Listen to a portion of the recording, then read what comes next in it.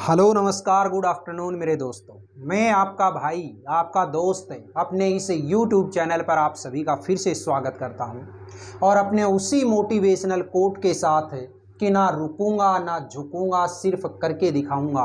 आज का हमारा ये जो टॉपिक चलने वाला है दोस्तों, वो हम देखेंगे स्पोकन इंग्लिश के अंदर मॉडल से बनने वाले जो सेंटेंस हैं उन सेंटेंसेज को। और इस मॉडल से बनने वाले सेंटेंस हैं, इसके अंदर भी हमें क्या देखना है? सबसे पहले कैन।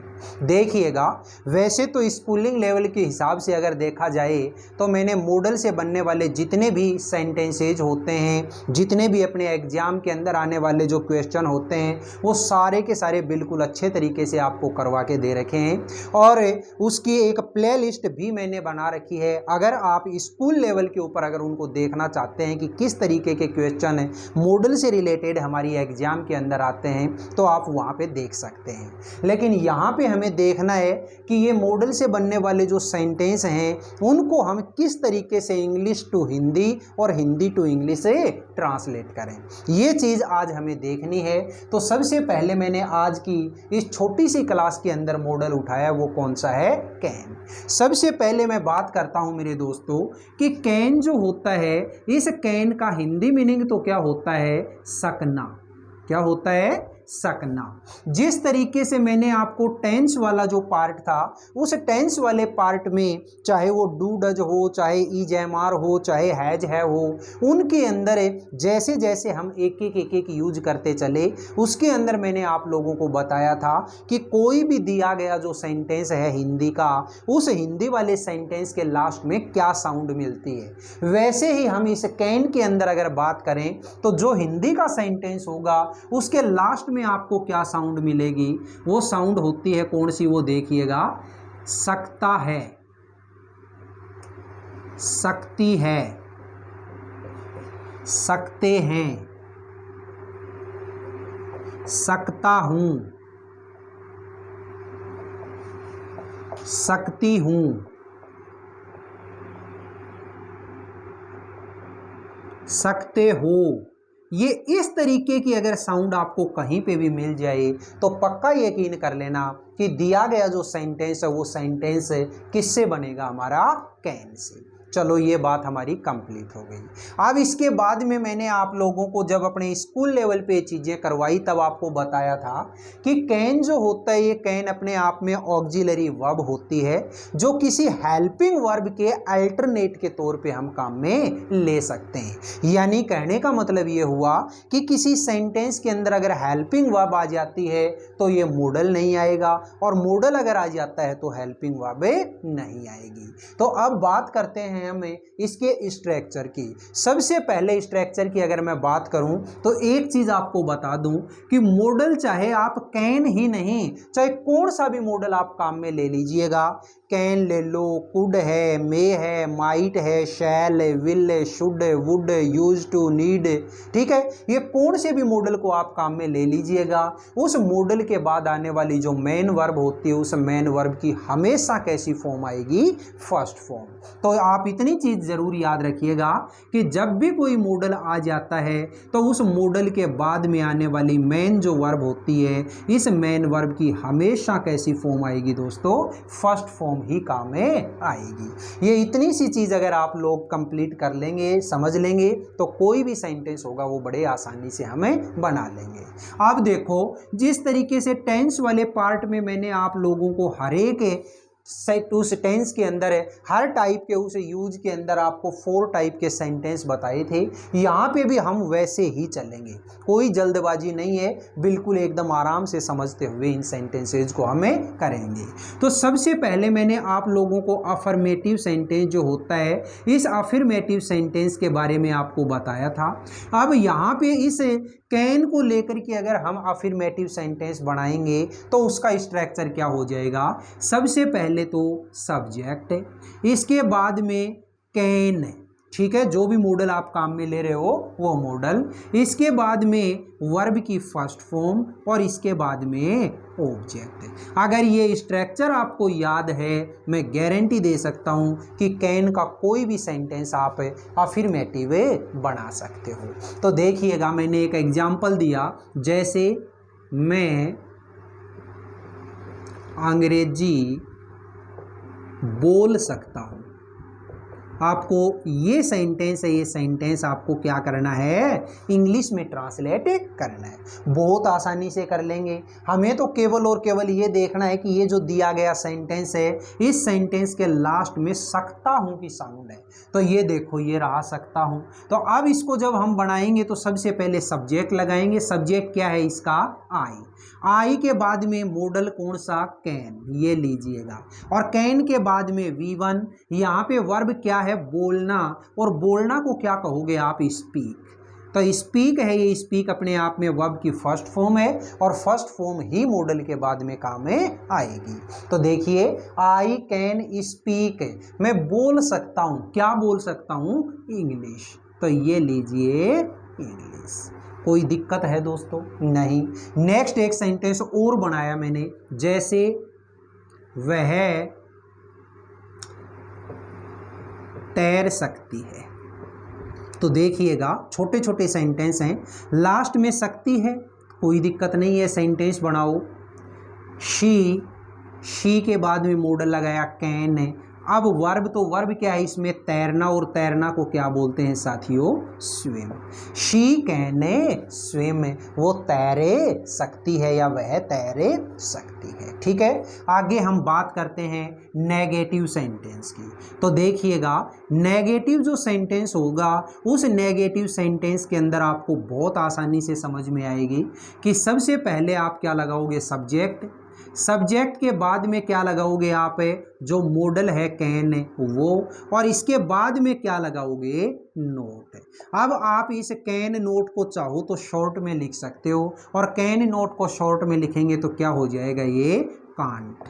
क्या हो जाएगा, कांट। इसके बाद में मेन वर्ब की फर्स्ट फॉर्म, और इसके बाद में ऑब्जेक्ट। ये स्ट्रक्चर आपको नेगेटिव सेंटेंस बनाने में काम में आएगा। तो देखिएगा, मैंने एक एग्जांपल दिया, जैसे तुम वहाँ नहीं जा सकते हो। ठीक है, तुम वहाँ नहीं जा सकते हो। हमें तो साउंड पकड़ में आ गई, सकते हो, ये देखो ये रही है ना। तो अब देखिएगा, सबसे पहले सब्जेक्ट है यू, इसके बाद में क्या लगाओ, वो कैन नॉट या कांट। तो ये लीजिए कांट। अब मेन वर्ब क्या है इसमें, जाना, और जाना को क्या बोलोगे, गो। यू कांट गो, तुम नहीं जा सकते हो, कहाँ, वहाँ, और वहाँ के लिए देयर। ठीक है, यू कांट गो देयर। ठीक है, इसी तरीके से मैंने दूसरा एग्जाम्पल बनाया, वह अखबार नहीं पढ़ सकती है। ठीक है, लास्ट में साउंड है सकती है, ये देखो ये रही। तो पढ़ने वाली लड़की है, इसके लिए शी। साथ में अब क्या लगाओगे, कांट। मेन वर्ब क्या है, पढ़ना, और पढ़ना को क्या बोलोगे, रीड। शी कांट रीड, वो पढ़ नहीं सकती है, क्या नहीं पढ़ सकती है, अखबार यानी कि newspaper. She can't read A newspaper. बोलिएगा दोस्तों, दोनों टाइप के जो सेंटेंस हैं ये समझ में आए या नहीं आए। और ये दो टाइप के सेंटेंस समझ में अगर आ गए तो इसके बाद में हम देखते हैं हमारी थर्ड टाइप है। और थर्ड जो टाइप है उस थर्ड टाइप को क्या बोलते हो आप, इंटेरोगेटिव सेंटेंस। और इंटेरोगेटिव जो सेंटेंस आप बनाओगे तो उस टाइम पे आपको पता है हम टेंस वाला जो मैटर था उसमें क्या कर रहे थे, सबसे पहले हेल्पिंग वर्ब लगा रहे थे। तो यहाँ पे हम क्या लगा देंगे, सबसे पहले मॉडल लगा देंगे। तो ये लीजिएगा, इंटेरोगेटिव जो सेंटेंस है, इस इंटेरोगेटिव सेंटेंस का स्ट्रक्चर क्या होगा, सबसे पहले कैन, इसके बाद में सब्जेक्ट, इसके बाद में मेन वर्ब की फर्स्ट फॉर्म, और इसके बाद में ऑब्जेक्ट, और लास्ट में क्या लगा दोगे, क्वेश्चन मार्क। देखिए, ये जो कैन से शुरू होने वाले जो सेंटेंस होते हैं इनको अगर हम अपने पेपर के हिसाब से देखें तो ये कैन सबसे पहले जब काम में आता था वहाँ हम किसका जिक्र कर रहे थे, परमिशन का। यानी कि आप अपने से छोटे या अपने हम उम्र वाले से किसी से परमिशन लेने देने की बात करते हैं तो उस टाइम पे हम सबसे पहले क्या लगाते थे, कैन। हमें यहाँ पे उस परमिशन का कोई मतलब नहीं है, हमें तो यहाँ पे क्या करना है, इंग्लिश का जो सेंटेंस होता है उसको हिंदी में और हिंदी का होता है उसको इंग्लिश में ट्रांसलेट करना है। अब देखिए मैंने एक सेंटेंस बोला, क्या तुम चाय बना सकते हो। तो ये लीजिएगा, मैंने सेंटेंस लिखा क्या तुम चाय बना सकते हो। सबसे पहले मुझे क्या लगाना है, कैन। इसके बाद में सब्जेक्ट क्या है इसका, यू। फिर इसके बाद में V1, तो यहाँ पे वर्ब क्या है, बनाना, और बनाना को क्या कहोगे आप, मैक। कैन यू मैक, क्या आप बना सकते हो, क्या बना सकते हो, चाय। तो ये लो टी, ठीक है, कैन यू मैक टी। दूसरा मैंने एक एग्जांपल और दिया, क्या रोहित अच्छे मार्क्स ला सकता है। ठीक है, सबसे पहले क्या लगाओगे, कैन। इसके बाद सब्जेक्ट रोहित। अब इसमें देखो V1 क्या हो जाए, वर्ब क्या है इसमें, लाना। वैसे जो लाना होता है उस लाना को तो क्या बोलते हैं दोस्तों, ब्रिंग, BRING। लेकिन ब्रिंग तो कब काम आता है, जब हम कोई फिजिकली कोई चीज लेके आते हैं, किसी चीज को उठा के लेके आते हैं, उसको तो हम क्या बोलते हैं, ब्रिंग। लेकिन जब भी मार्क्स लाने की बात आई तो उस टाइम पे आप ब्रिंग को काम में ना लेकर के किसको काम में लेना दोस्तों, उस टाइम पे आप काम में लेना गेट को, GET। ठीक है, किसको काम में लेोगे आप, गेट को। ठीक है, ये लीजिए, can Rohit get good marks, good marks, ये लीजिएगा। ठीक है, नेक्स्ट जो हमारी टाइप आती है उस टाइप का नाम क्या है साथियों, इंटेरोगेटिव नेगेटिव सेंटेंस। और आप जानते हो कि इंटेरोगेटिव नेगेटिव जो सेंटेंस होता है उसके अंदर हम सबसे पहले क्या लगाते हैं, कैन। फिर इसके बाद में क्या लगाएंगे, सब्जेक्ट। इसके बाद में नोट। इसके बाद में V1, और इसके बाद में ऑब्जेक्ट, और लास्ट में क्वेश्चन मार्क। अब यही जो स्ट्रक्चर है, इस स्ट्रक्चर के अंदर हम ये भी कर सकते हैं कि ये सब्जेक्ट के बाद में आने वाला जो नोट है, इस नोट को हमें कैन के साथ भी लगा सकते हैं। तो जब कैन के साथ में लगाओगे तो फिर ये कैन नोट नहीं, इसको क्या बोलोगे, कांट। ठीक है, तो आप इसका स्ट्रक्चर ये भी कह सकते हो, can't plus subject plus V1 plus object और लास्ट में क्वेश्चन मार्क। मैंने एक एग्जांपल दिया, जैसे क्या रौनक खाना नहीं पका सकता है। क्या रौनक खाना नहीं पका सकता है। तो देखिए सबसे पहले क्या लगाओगे, कैन। इसके बाद में रौनक। इसके बाद में क्या लगाओगे, नॉट। फिर इसके बाद में V1, तो यहाँ पे वर्ब क्या है, पकाना, और पकाना को क्या कहोगे, कुक। क्या कुक करना है, फूड। ठीक है, ये लीजिएगा। और इसी सेंटेंस को मैं कैसे बना सकता हूं, इस नोट को कैन के साथ में लाके। तो नोट को कैन के साथ में लाओगे तो क्या हो जाएगा, कांट। ठीक है, कांट रौनक कुक फूड।